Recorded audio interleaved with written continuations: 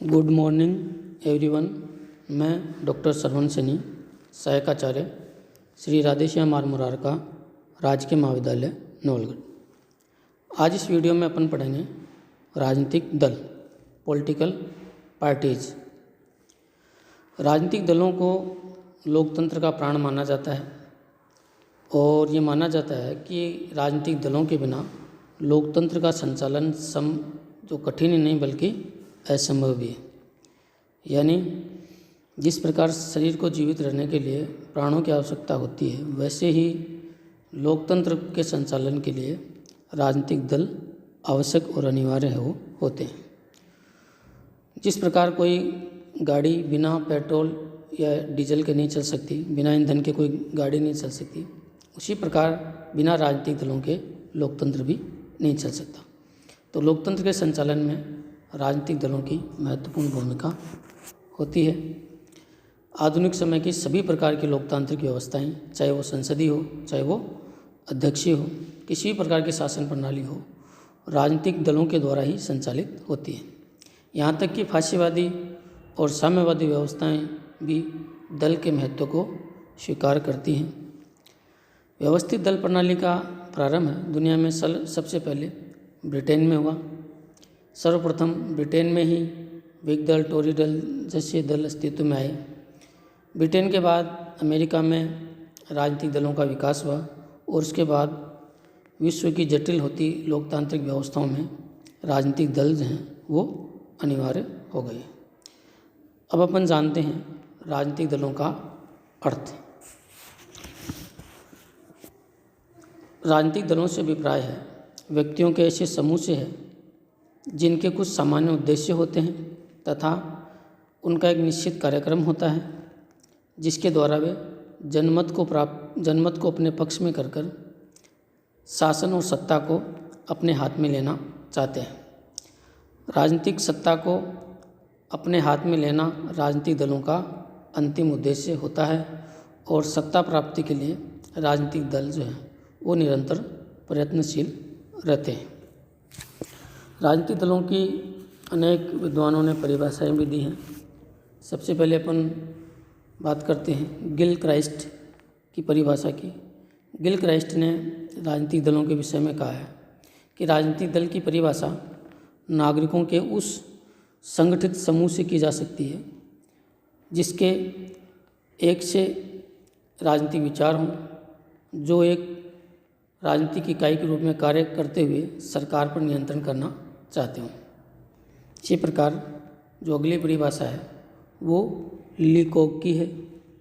लीकोक ने कहा है राजनीतिक दलों से हमारा तात्पर्य नागरिकों के उस संगठित समूह से है जो एक राजनीतिक इकाई के रूप में कार्य करते हैं। अगली जो परिभाषा है वह है बर्क की। बर्क ने परिभाषा जो राजनीतिक दलों को परिभाषित करते हुए कहा है कि राजनीतिक दल व्यक्तियों का एक ऐसा समूह है जिनके सदस्य सामान्य सिद्धांतों पर सहमत हों और सामूहिक प्रयत्नों के द्वारा राष्ट्र हित का कार्य करने के लिए एकता के सूत्र में बंधे हों। तो ये थी विभिन्न विद्वानों के द्वारा राजनीतिक दलों की दी गई परिभाषाएं। अब आगे अपन बात करते हैं राजनीतिक दलों के प्रकारों के, यानी दल प्रणालियों के प्रकार। किसी भी देश में राजनीतिक दलों की संख्या कितनी होती है उस आधार पर दल प्रणालियों को 3 भागों में विभाजित किया गया है। एक दलीय प्रणाली, दूसरा है द्विदलीय प्रणाली और तीसरा है बहुदलीय प्रणाली। जिन शासन व्यवस्थाओं में केवल एक ही दल सक्रिय होते हैं और वहाँ एक ही दल को मान्यता प्राप्त होती है, तो इस प्रकार की दल प्रणाली को एक दलीय प्रणाली कहा जाता है। जैसे चीन में, क्यूबा में और अन्य जो साम्यवादी और फांसीवादी व्यवस्थाओं में प्राय एक दलीय प्रणालियाँ ही अस्तित्व में रहती हैं। दल प्रणाली का दूसरा रूप है वह है द्विदलीय प्रणाली। जिन शासन प्रणालियों में या जिन व्यवस्थाओं में 2 दल सक्रिय होते हैं, ऐसी दल प्रणाली को द्विदलीय प्रणाली कहा जाता है। जैसे ब्रिटेन और अमेरिका की दल प्रणालियों को सामान्यतः द्विदलीय प्रणालियों की श्रेणी में रखा जाता है। दल प्रणाली का तीसरा रूप है वह है बहुदलीय प्रणाली। जिन व्यवस्थाओं में 2 से अधिक दल सक्रिय होते हैं तो उस दल प्रणाली को बहुदलीय प्रणाली कहा जाता है। जैसे भारत, फ्रांस, जापान की जो दल प्रणाली है उनको बहुदलीय प्रणालियों की श्रेणी में रखा।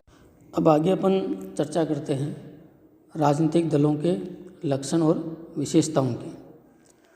राजनीतिक दलों की जो पहली विशेषता है वह होती है संगठन की निरंतरता।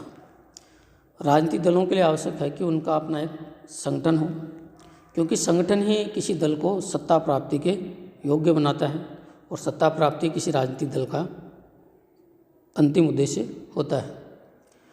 और जो संगठन है वही राजनीतिक दलों को अनुशासित रखता है, सदस्यों को अनुशासित रखता है। संगठन के अभाव में जो राजनीतिक दल है वो केवल लोगों का समूह या भीड़ मात्र है वो रह जाएगी। और दूसरी बात है कि राजनीतिक दल जो होता है वो अल्पकालीन संगठन न होकर निरंतर चलता है, तो उसकी निरंतरता के लिए संगठन का अपना महत्व होता है, संगठन का होना अनिवार्य होता है। तो राजनीतिक दलों के लिए सुदृढ़ संगठन जो है वो एक अनिवार्यता होती है। बिना संगठन के राजनीतिक दल जो है वो लंबे समय तक नहीं चल सकते।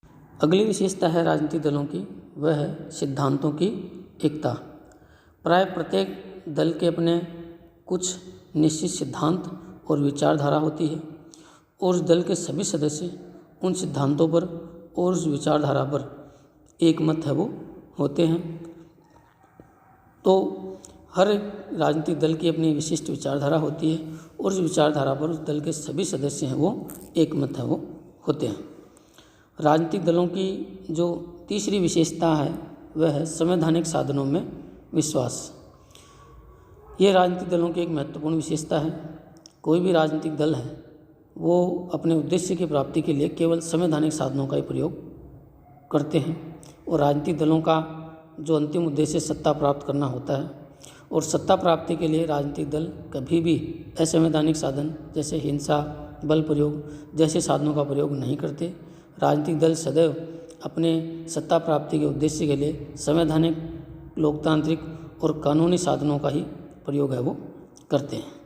राजनीतिक दलों का की जो अगली विशेषता है, जो लक्षण है, वह है सत्ता प्राप्ति का उद्देश्य। जैसा कि इस पर अपन चर्चा कर चुके हैं कि प्रत्येक राजनीतिक दल का अंतिम उद्देश्य जो होता है वो सत्ता प्राप्त करना होता है और सत्ता प्राप्त करने के लिए राजनीतिक दल सदैव संवैधानिक साधनों का सहारा लेते हैं। और सत्ता प्राप्ति के बाद राजनीतिक दलों का उद्देश्य समाप्त नहीं होता, बल्कि उस सत्ता को निरंतर स्थायी रखने का प्रयास करते हैं और सत्ता प्राप्ति के बाद वो अपनी विचारधारा और अपने सिद्धांतों को व्यवहारिक रूप देने का प्रयास करते हैं, यह कहीं कि अपनी विचारधारा को लागू करने का प्रयास करते हैं। तो ये है राजनीतिक दलों के प्रमुख लक्षण। अब आगे अपन जानेंगे राजनीतिक दलों के कार्य कि किसी भी लोकतांत्रिक व्यवस्था में राजनीतिक दलों के क्या कार्य होते हैं, क्या भूमिका है वो होती है। तो राजनीतिक दलों का पहला और सबसे महत्वपूर्ण काम होता है वह होता है चुनावी प्रक्रिया का संचालन करना। लोकतंत्र के संचालन के लिए चुनाव होने जरूरी हैं और चुनावी प्रक्रिया के संचालन में राजनीतिक दलों की महत्वपूर्ण भूमिका होती है, क्योंकि राजनीतिक दल ही चुनावी प्रक्रिया को सरल और आसान है वो बना देते हैं। दल अपनी नीतियों का प्रचार प्रसार कर लोगों को जागरूक करते हैं और लोगों को जो मतदान करने के लिए प्रेरित करते हैं और जो संपूर्ण जो चुनावी प्रक्रिया में लोगों को जोड़ने का काम राजनीतिक दल है वो करते हैं। तो इस प्रकार संपूर्ण जो चुनावी प्रक्रिया है वो राजनीतिक दलों से ही संभव है वो हो पाती है। राजनीतिक दलों का अगला जो कार्य माना जाता है किसी भी लोकतंत्र में वो होता है कि राजनीतिक दल जनता और सरकार के बीच कड़ी का कार्य करते हैं। यानी राजनीतिक दल जनता और सरकार के बीच मध्यस्थ का कार्य भी करते हैं या उन दोनों को जोड़ने का कार्य भी करते हैं। राजनीतिक दल जनता की भावनाएं सरकार तक पहुंचाते हैं और सरकार की भावनाएं जनता तक है वो पहुंचाते हैं। राजनीतिक दलों का अगला कार्य माना जाता है लोकमत का निर्माण करना। लोकमत का अर्थ है जनता का जनता का मत, और लोकतंत्र में सरकारों का जो निर्माण है वह लोकमत के आधार पर ही होता है, और सरकारें भी लोकमत के आधार पर ही कार्य करती हैं, और लोकमत के निर्माण में राजनीतिक दलों की भूमिका महत्वपूर्ण है वो होती है। अगला जो कार्य है राजनीतिक दलों का वह होता है सार्वजनिक नीतियों का निर्धारण करना। लोकतांत्रिक व्यवस्थाओं में नीतियों के निर्धारण में राजनीतिक दलों की महत्वपूर्ण भूमिका होती है। राजनीतिक दल जनता के समक्ष नीतियों के अनेक विकल्प सुझाते हैं, और उन्हीं विकल्पों के आधार पर सार्वजनिक नीतियों का निर्धारण है वो होता है। राजनीतिक दलों का अगला कार्य है शासन का संचालन करना। जैसा कि अपन इस बात पर चर्चा कर चुके हैं कि राजनीतिक दलों का जो सबसे बड़ा उद्देश्य होता है वह होता है सत्ता को प्राप्त करना, और सत्ता प्राप्त करने के बाद राजनीतिक दल जो है, दल का नेतृत्व है वो सरकार में जाता है, सरकार बनाता है, और वो सरकार जो है वो संपूर्ण देश का शासन चलाती है, देश में शांति व्यवस्था सुरक्षा सुनिश्चित है वो करती है। अपने दल की जो सिद्धांत और विचारधारा होती है उसी के आधार पर राजनीतिक दल है वो शासन का संचालन करता है। राजनीतिक दलों का अगला जो कार्य होता है वह होता है शासन की या सरकार की आलोचना करना। जिस दल को सत्ता प्राप्त हो जाती है वो सरकार बना लेता है, और जिस दल को सत्ता प्राप्त नहीं होती है वह विपक्ष में जाता है, और विपक्षी दल के रूप में वह सरकारों की निरंतर आलोचना है वो करता रहता है। और जब विपक्षी दल सरकार की आलोचना करता है तो इससे दो लाभ होते हैं। पहला लाभ तो ये होता है कि विपक्ष की आलोचना के परिणामस्वरूप सरकारें नियंत्रित होती हैं, और सरकारें निरंकुश होने का प्रयास नहीं करती और मनमानी नहीं करती।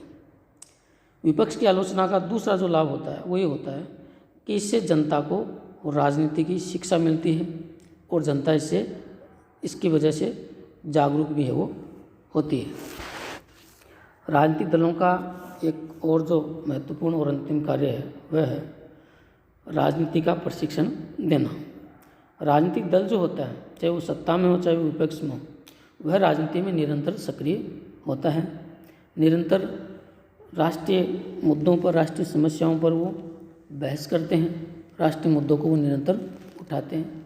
इससे पहला लाभ तो ये होता है कि जनता को राजनीति की शिक्षा मिलती है, जनता राजनीतिक दृष्टि से जागरूक होती है। और दूसरा जो लाभ होता है वो होता है राजनीतिक दलों की सक्रियता का, कि राजनीतिक दलों के माध्यम से ही जो भावी नेता और नेतृत्व तैयार है वो होता है। कोई भी दल का कार्यकर्ता लंबे समय तक दल में सक्रिय होता है, दल में वह अनेक पदों पर रहता है, तो उससे वह राजनीतिक दृष्टि से शिक्षित भी होता है, उसको देश के कानून संविधान की जानकारी भी है वो होती है, और भविष्य में वो इतना प्रशिक्षित हो जाता है कि जब वो किसी राजनीतिक पद पर बैठता है तो अपने राजनीतिक दायित्वों को जो है ठीक तरह से निर्वाह उसका वो करने में सक्षम है वो होता है। तो संक्षेप में अपन ये कह सकते हैं कि देश के लिए, किसी भी देश के लिए भावी नेता या नेतृत्व या लीडरशिप तैयार करने का काम भी राजनीतिक दल है वो करते हैं। तो ये हैं राजनीतिक दलों के प्रमुख कार्य। धन्यवाद।